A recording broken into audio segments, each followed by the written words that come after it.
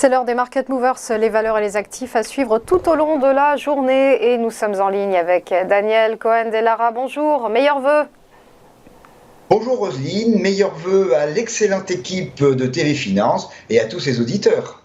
Merci beaucoup. Vous êtes donc président de la FAT. La FAT, c'est l'Association française des analystes techniques. Daniel, on va commencer par le S&P 500, l'indice américain qui a battu des records en 2021 en progression de 27% sur l'année. Les résultats des sociétés ont dépassé les estimations des analystes. Alors, comme vous l'avez indiqué, effectivement, on a une progression de 27% sur l'année. Et ce qui est aussi, j'ai trouvé remarquable, c'est qu'on a eu des consolidations plutôt de faible niveau. Pratiquement, la dernière consolidation du début du mois de décembre, elle a représenté un peu plus de 5%, ce qui est quand même faible quand on a un indice qui a autant monté et qui est quand même relativement tendu. Alors, on va regarder un peu ce qui s'est passé ces derniers jours, pendant ces périodes festives, et qu'est-ce qu'on peut attendre du début de l'année. Donc, tendance très haussière, et on n'a pas eu une fin d'année endormie. On attendait un rallye de Noël, on s'inquiétait autour du 15 décembre, où on a eu plutôt une période de consolidation, et puis ce n'est que vers le 17-18 décembre que le véritable rallye de fin d'année s'est déclenché, avec notamment un gap de mémoire l'avant-veille de Noël, l'ouverture d'un gap, une très très belle bougie verte ici à Maru-Bozu, on dit en analyse technique, et puis on est resté pendant les quatre séances de cette période de fête sur des plus hauts sommets, avec l'inscription d'un nouveau plus haut sommet historique en séance à 4808 et un plus haut sommet en clôture à 4793. Alors, les deux dernières séances de l'année, elles, marquent des bougies rouges, marque une petite consolidation qui est somme toute bien naturelle. Il est logique que sur les derniers jours de l'année, un certain nombre d'investisseurs aient fait un petit peu de window dressing, quelques ventes pour marquer eux-mêmes de bons résultats sur l'année. Donc dans des volumes relativement faibles, on a eu cette petite consolidation. Alors, jusqu'où peut-elle aller ?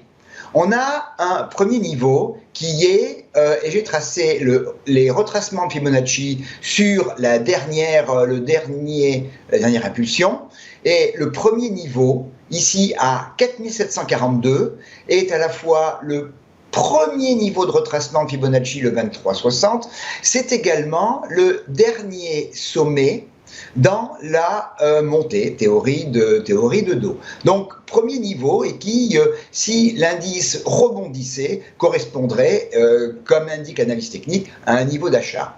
Juste en dessous, entre 4712 et 4718, on a une petite zone, une zone support, qui a au mois de novembre été une zone de résistance.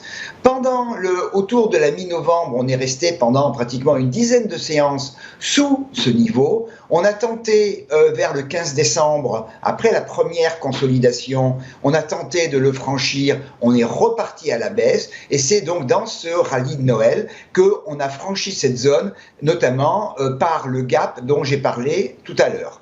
Et puis, ce gap lui-même, 4698, 4703. En fait, on peut considérer que l'on a une grosse et forte zone de support entre 4618 et 4718. Une zone relativement courte de 20 points, mais sur lequel il y a effectivement beaucoup d'éléments de support. En dessous, le 50% de retracement, et une dernière zone extrêmement importante qui est autour de 4630, qui est à la fois une zone qui a fait support autour du 10 décembre, c'est la zone haute du gap qui a été ouvert début décembre, et puis c'est le retracement 61,8 de Fibonacci de ce mouvement haussier. Donc sa rupture serait véritablement embêtante, puisque statistiquement, une rupture de 61,8 ramène le mouvement sur son origine, c'est-à-dire aux alentours de 4530. Si un des rebonds s'effectue sur les différents niveaux, eh bien, on repartirait vers les plus hauts historiques, 4793, 4808. Rappelons que dans 2 semaines, vont démarrer les résultats aux États-Unis. Et on doit normalement s'attendre à des résultats globalement favorables.